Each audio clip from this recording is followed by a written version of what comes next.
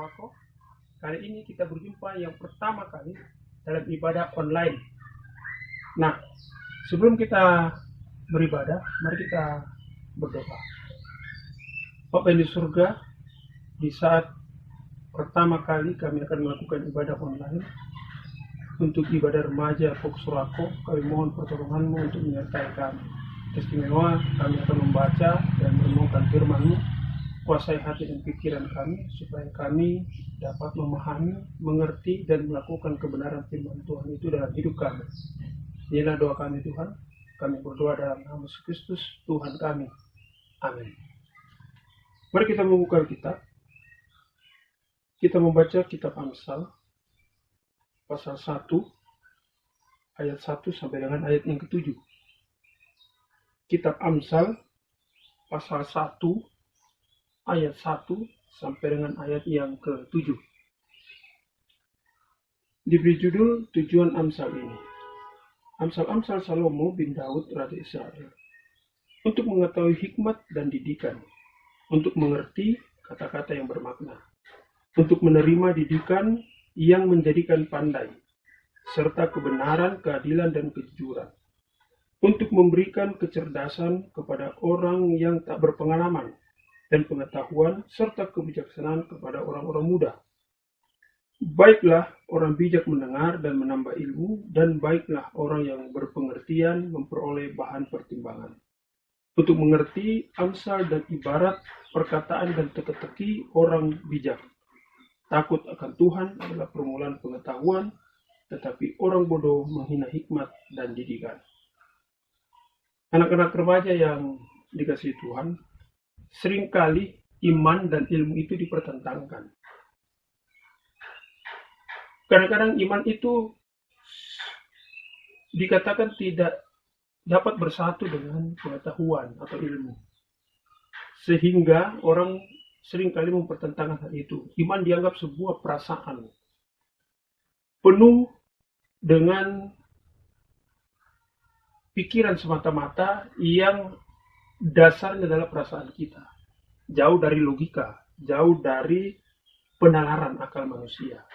Sedangkan pengetahuan itu bersifat logika, apa yang bisa diterima oleh akal, pikiran manusia. Sehingga iman ketika disatukan dengan ilmu itu agak sulit. Iman kadang-kadang tidak bisa ditangkap dengan logika. Inilah perbedaan yang mendasar. Tetapi bagaimana dalam pemahaman bangsa Israel bahwa apakah pengetahuan atau pendidikan itu bertentangan dengan iman? Iman itu bisa diperoleh melalui pendidikan. Contoh, dalam kitab Amsal, kalau kita baca bahan bacaan kita, di sini bagaimana Amsal itu berisi tentang nasihat, berisi tentang ajaran, berisi tentang kata-kata hikmat. Kata-kata hikmat ini yang dalam Amsal itu adalah kumpulan tulisan pengalaman dari orang-orang terdahulu atau orang-orang kuno di Timur Tengah pada waktu itu.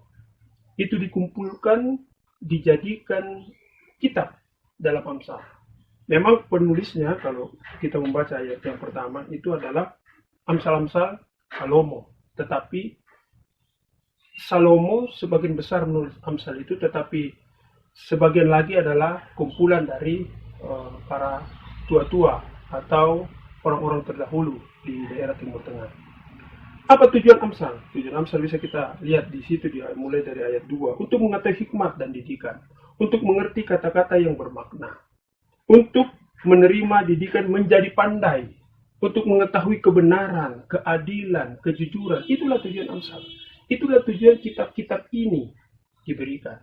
Sehingga dari ini manusia dididik. Diarahkan untuk menjadi benar, diarahkan untuk menjadi adil, diarahkan menjadi jujur, diarahkan untuk mendapatkan pengetahuan dan pengalaman dalam hidupnya. Karena dalam kitab Amsal itu banyak juga menceritakan tentang pengalaman-pengalaman hidup para tokoh-tokoh sebelumnya. Sehingga ini menjadi pelajaran bagi orang-orang yang membaca kitab Amsal ini. Adik-adik remaja, dalam Amsal ada hikmat. Hikmat itu adalah pengajaran juga tentang etika. Bagaimana bersikap. Kalau kita membaca kitab Amsal misalnya di ayat yang 15, pasal 1. Hai anakku, jangan engkau hidup menurut tingkah laku mereka. Tingkah laku seperti apa? Mereka itu siapa? Tingkah laku orang yang hanya mengandalkan pikirannya saja. Orang yang hanya duduknya pada kumpulan pencemooh. Tahanlah kakimu daripada jalan mereka, orang-orang yang jahat. Ini contoh dari pengalaman hidup. Nah, dinasihatilah kepada pembaca ini, supaya kita menjauhi orang-orang tersebut. Tetapi ada juga hal-hal yang baik. Dalam hubungannya dengan pengetahuan, dalam Amsal pada ayat yang ke-7 dikatakan, takut akan Tuhan adalah permulaan pengetahuan. Mengapa? Karena hidup takut akan Tuhan adalah dasar hidup kita. Bukan hanya untuk mencapai pengetahuan. Tetapi dalam kehidupan keseharian itu, kita adalah ciptaan Tuhan.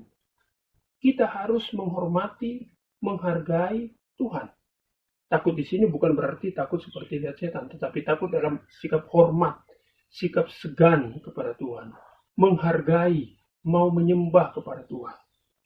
Nah, Amsal memiliki penghayatan bahwa langkah yang pertama untuk memperoleh hikmat, untuk memperoleh pengetahuan adalah takut akan Tuhan.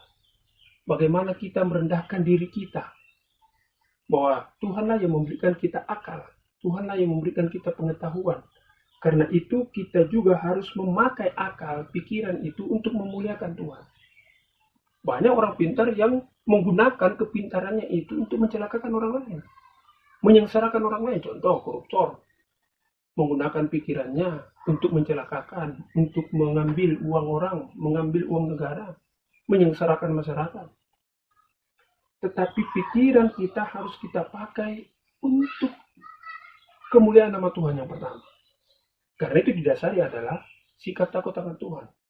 Yang berikut adalah bagaimana kita membuat pengetahuan kita itu untuk kesejahteraan orang lain. Sekali lagi pengetahuan tujuannya adalah kehidupan kita lebih baik. Kalau kita cerdas, tentu kehidupan kita pasti baik. Kita mempunyai keterampilan, kita mempunyai skill. Orang sekolah juga, misalnya di SMK atau sekolah-sekolah kejurusan, itu meningkatkan skillnya supaya dia terampil dalam menghadapi lapangan pekerjaan. Karena itu kita harus senantiasa bersikap takut akan Tuhan. Terus mencari ilmu, tetapi kita tetap memuliakan Tuhan dalam kehidupan kita. Tetap merendahkan diri. Saya punya kisah tentang John Song. John Song ini adalah seorang yang cerdas, pintar. Dia meraih doktor ilmu kimia di Amerika dalam usia 20 tahun. S3 dalam usia 20 tahun. Tetapi kemudian dia mempunyai pergumulan tentang keilmuannya, tentang siapa penciptanya. Akhirnya dia sempat gila, dirawat di rumah sakit, dan di dalam rumah sakit itu dia berusaha menggemuli imannya. Dan di situ dia menerjemahkan Alkitab dari berbagai bahasa, menerjemahkan berulang-ulang Alkitab. Dia menafsirkan Alkitab juga dari beberapa versi. Dan ketika dia keluar dari rumah sakit dinyatakan sehat, dia menjadi pekabar Injil sampai di Asia Tenggara. Dia dikatakan sebagai seorang rasul obor Asia bagi penginjilan.